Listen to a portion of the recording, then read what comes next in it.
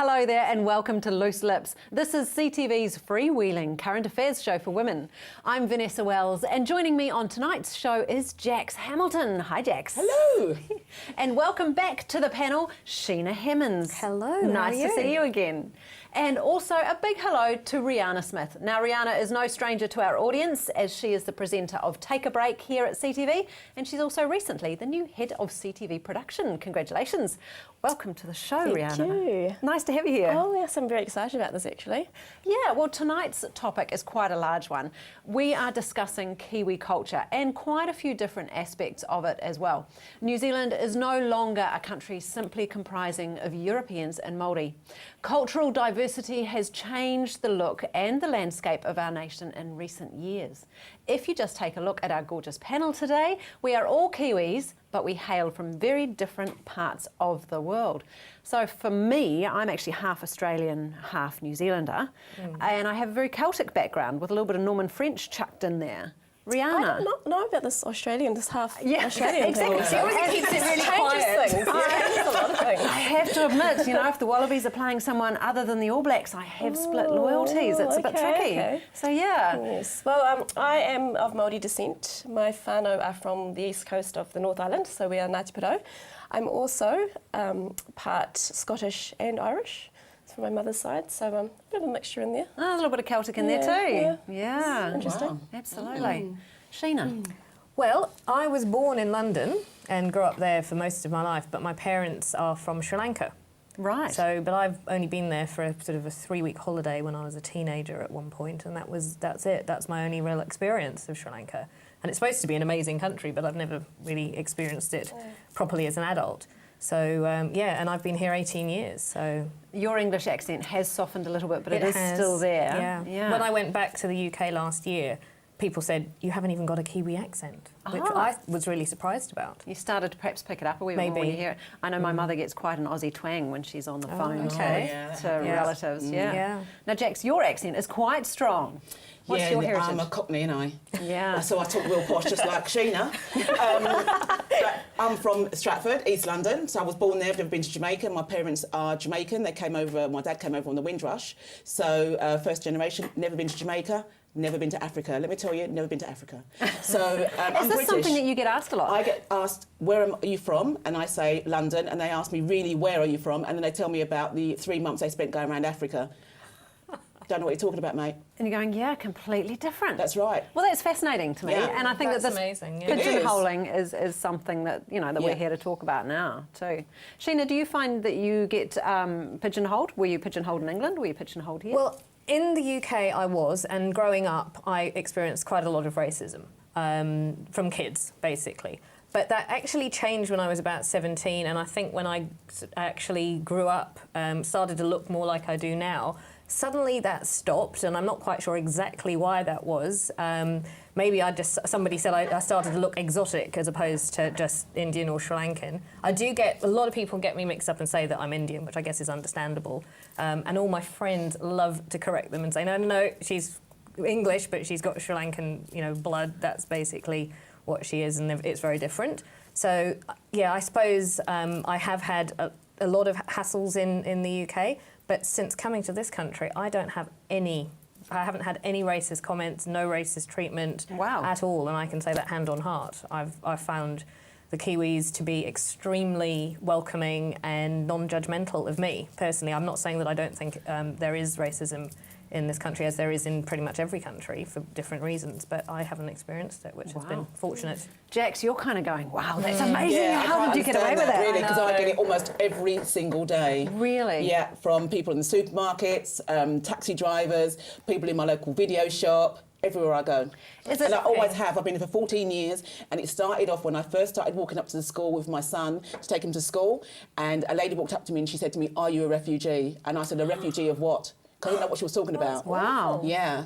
Is this just, so it's beyond curiosity, it's immediately placing you in a pigeonhole? Immediately, always. And I always question people, what do you mean? How do you mean? What does that word mean? Because I'm really interested to know where it comes from and why they feel it's necessary to call me that or ask me that. Wow. So when I let people own it, it becomes something very different and they become defensive. Yeah, quite interesting. But we're going to come back to this a wee bit more a little bit later on. But something else that's caught my eye in the papers over this week has been Al Nesbitt and his cartoons. So this has it's become quite topical at the moment. He's been I don't know, it's a recent story that the press has been covering. Al Nesbitt actually ended up in front of the Human Rights Review panel after the Race Relations Commissioner, Susan Devoy. She refused to take the complaint any further. Now, these cartoons are a depiction of Māori and Pacific Islanders as being dishonest, and it's been branded as insulting and ignorant. It's been branded as creating a dangerous stereotype which could cause harm to ethnic minorities. So I would like to ask the group, does New Zealand need to take a really good hard look at itself when it comes to how we treat other races? Does skin colour even matter? I don't know. You know, is this it's interesting when you've got cartoonists who are really pinpointing it. It's crossing a dangerous line here into censorship. But did he overstep the mark by making some of these cartoons really in-your-face stereotype racially? Can I say, is there a difference? I mean, I'm not defending what he's done, but is there a difference between a cartoon like Brotown, which has been acclaimed as being, you know, amazing comedy, or some of the British programmes that come out? There's been the Kumars at number 42, and there's one on at the moment which I can't remember the name of. You know, which basically takes the mickey out of the Indian or Asian sort of genre. Yep. Now, is that, you know, are those acceptable? Or Father Ted, which is all about the Irish, or Mrs. Brown's Boys, which is about the Irish. Absolutely. So where do you draw the line? I mean, stereotypes are there for a reason, and I'm not saying that they're right or wrong. I'm just saying that where do you say that's funny, that's not funny? I don't know. I think it's because it's a really sensitive issue with the Māori Polynesian side of it and the subjects that he was discussing, which was sort of dole and beneficiaries. Absolutely. And is he Polynesian? Is he English? I'm not sure. When you're self-deprecating, like Brotown, Yeah. and then if you're taking someone's whole culture and then ridiculing it, it's different. It's like someone saying, it's like me wearing jeans and knowing I look big in those jeans, okay, and saying I look big in it. But if someone points to you and say you look big in those jeans, it's very, very different. Do you see what I mean? Now, Rihanna, you've got North Island Māori in your heritage.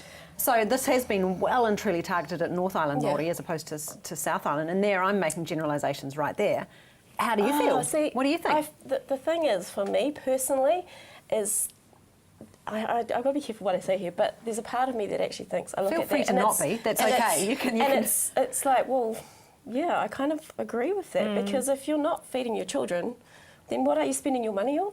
You know, like that's a big issue for me personally because I think, well, you know, geez, I know where my priorities are, and if I'm relying on the government or whoever to provide for my children, then where is that money going to? Yeah.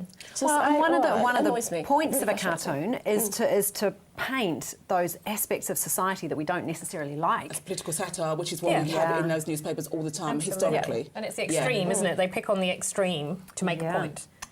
And it's always based on a stereotype. The stereotypes are based on some form of fact, usually. Fascinating. You need to make your own opinions. Stick with us. Coming up, we've got a lot more to discuss. Straight after the break, we're going to be discussing modern pioneers and how they're changing the future face of New Zealand.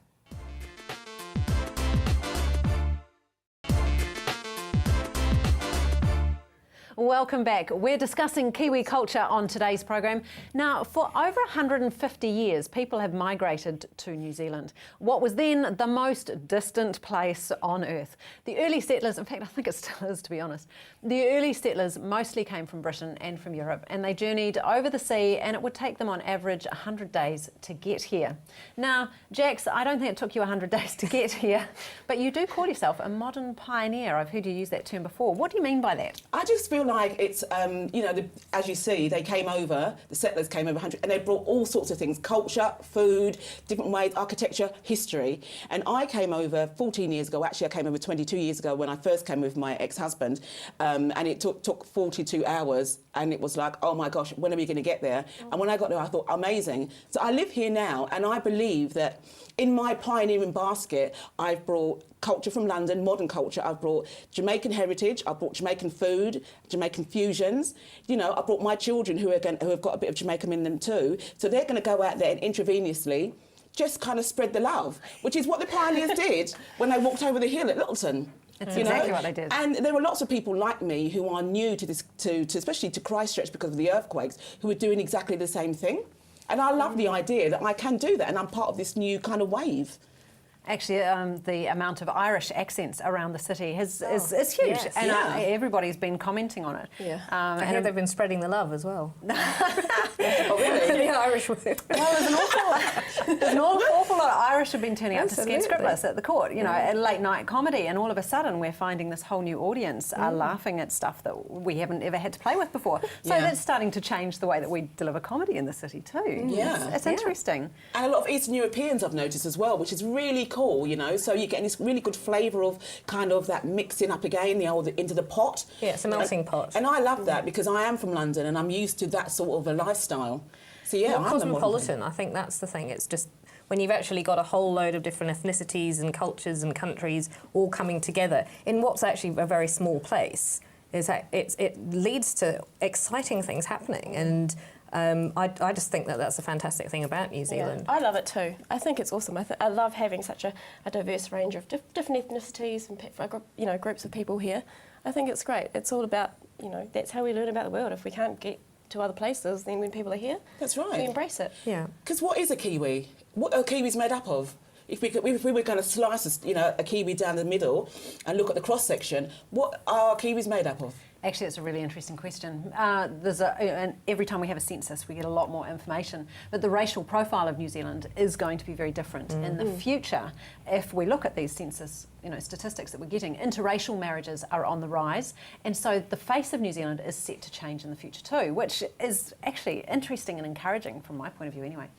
The recent census showed New Zealand's Māori, Asian and Pacific population will grow, whilst its European New Zealand population will all age. So therefore, by theory, we're getting more Asian, Māori and Pacific faces and more old Pākehā faces. So my next question... this racial balance that is changing is how do we treat different nationalities if we're all starting to merge, age, change?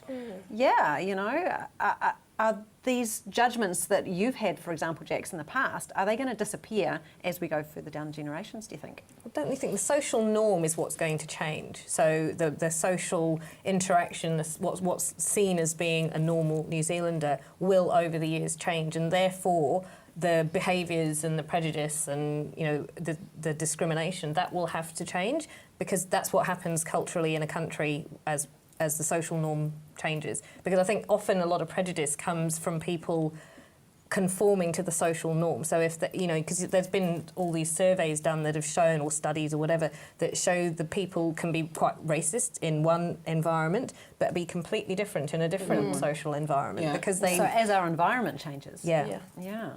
It's interesting, Rihanna, we were talking about it before the show. You have a European mother.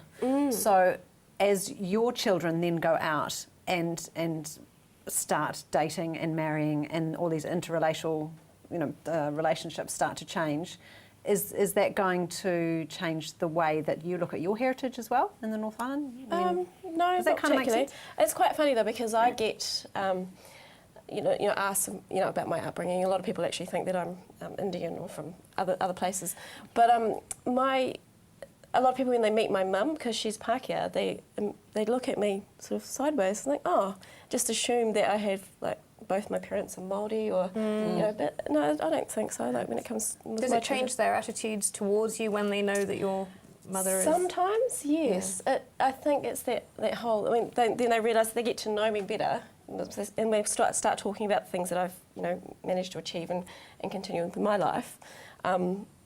They sort of warm up to me a little bit more, I think, because I think there's always that stigma about Māori young woman, especially for me. For example, if I had children when I was younger, so it was sort of, I fell into that category of being young Māori having children.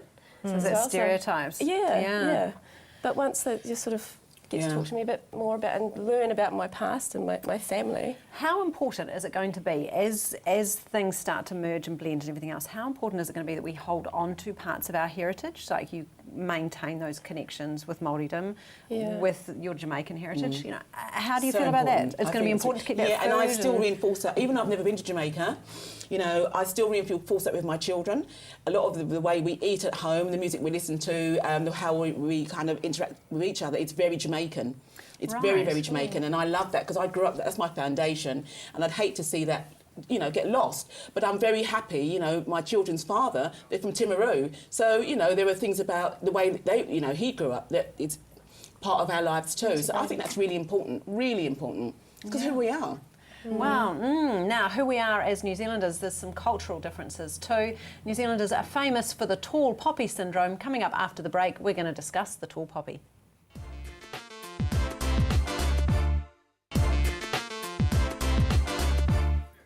Welcome back to Loose Lips. We've been talking about Kiwi culture and its changing face on today's program. Now, our next subject is quite a part of Kiwi culture and can be described as a social phenomenon.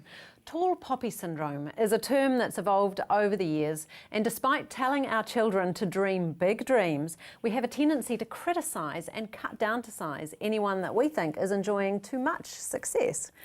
If we think that people stand out from the crowd, we tend to label them a tall poppy and take to them with the pruning shears.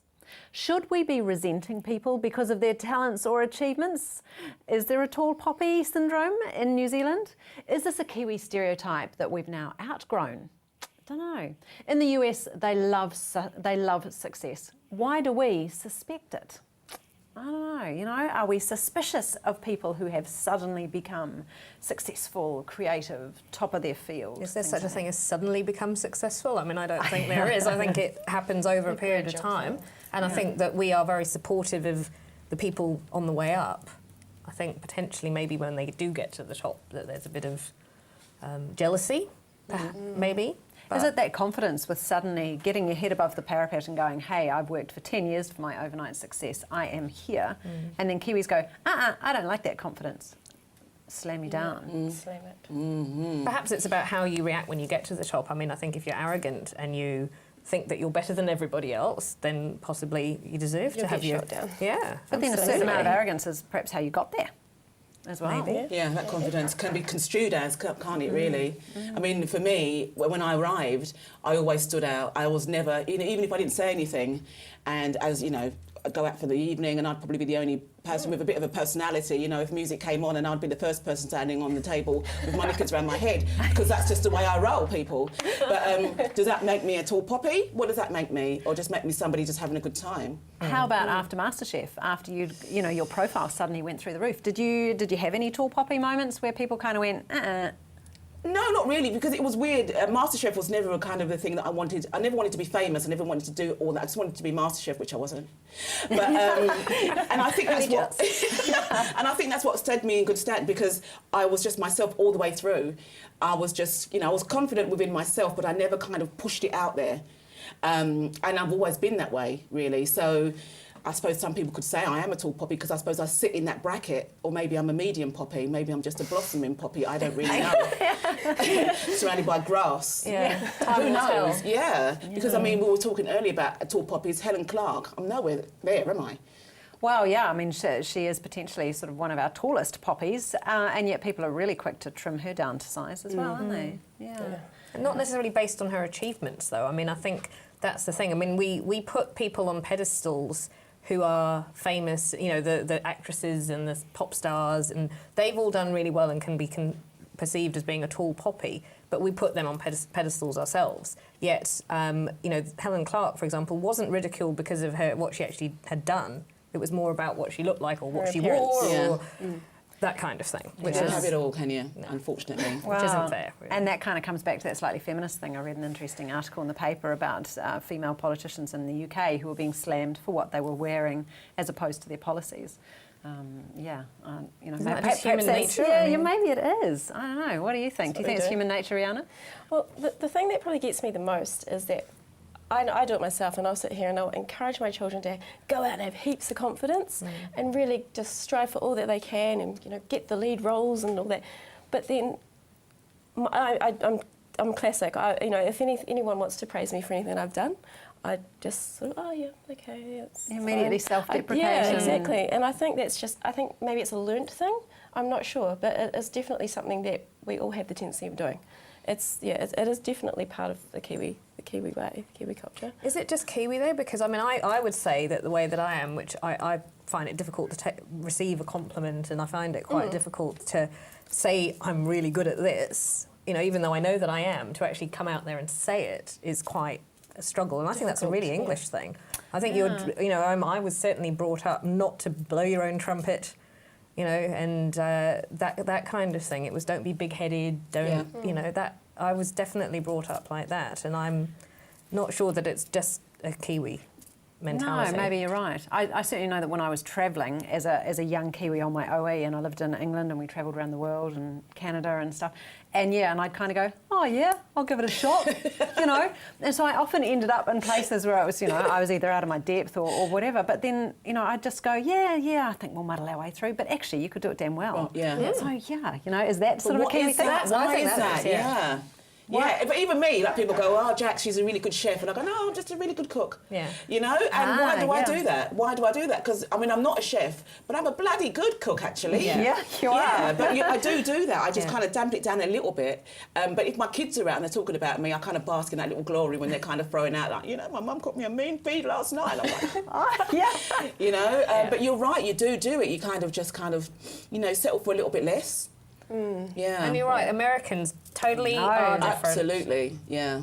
You go over there, in fact, they're blowing the trumpet so hard that we find it. Yeah, and Australians very much as well. Australians are I would agree really with quite that. confident. Yeah. That's the word I'd like to use. Yes. Are they? Yeah, well, being they half are. Australian and being Northern half Australian, but I do notice it, when I go back and spend time with family in Australia. And, the opinions are flying left, right and centre, and us Kiwis are going, oh, really? Yeah. But then I'm not saying we don't have opinions over here. I mean, I think that we do. I know I do. I know that we all do here. So it's not about that. I think that whole tall poppy syndrome, to get back to that, is more about people being different again. It's like if you stand up out of the crowd because you're doing something better than other people, you've basically said, I'm different. I'm not necessarily better than you, but I'm really good. And that is, again, it's a kind of another form of prejudice, which comes back to what we were talking about at the beginning of the show. Unless you're a sports person, because you can sing as high and loud as you like in New Zealand. Absolutely. That goes a long way. And everyone else does it for you. I mean, we put them all up on pedestals. Yeah. Different story. Yeah, of course. Yeah. The cricket industry's going to be quite interesting to watch that over the next summer, isn't it? The fall from grace. Yeah, for sure. While we're talking about all these little pigeonholes, are there any other pigeonholes that you'd like to get rid of? Seeing New Zealanders as tall poppies and putting people in boxes based on their race or their heritage or whatever. Is there anything else you'd like to ditch? I mean, is the show long enough for us to talk about?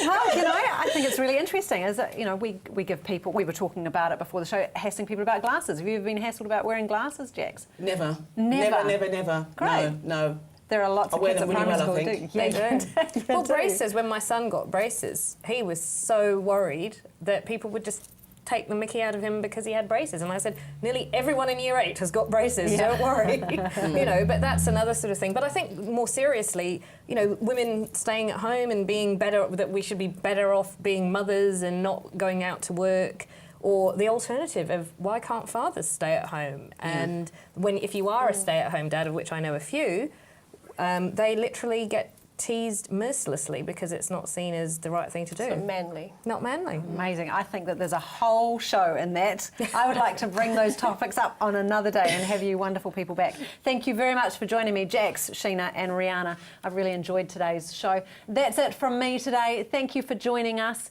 If you would like to tune in, you can watch us again next week on CTV, or you can join in our conversation on the Facebook page. Take care out there. Good night.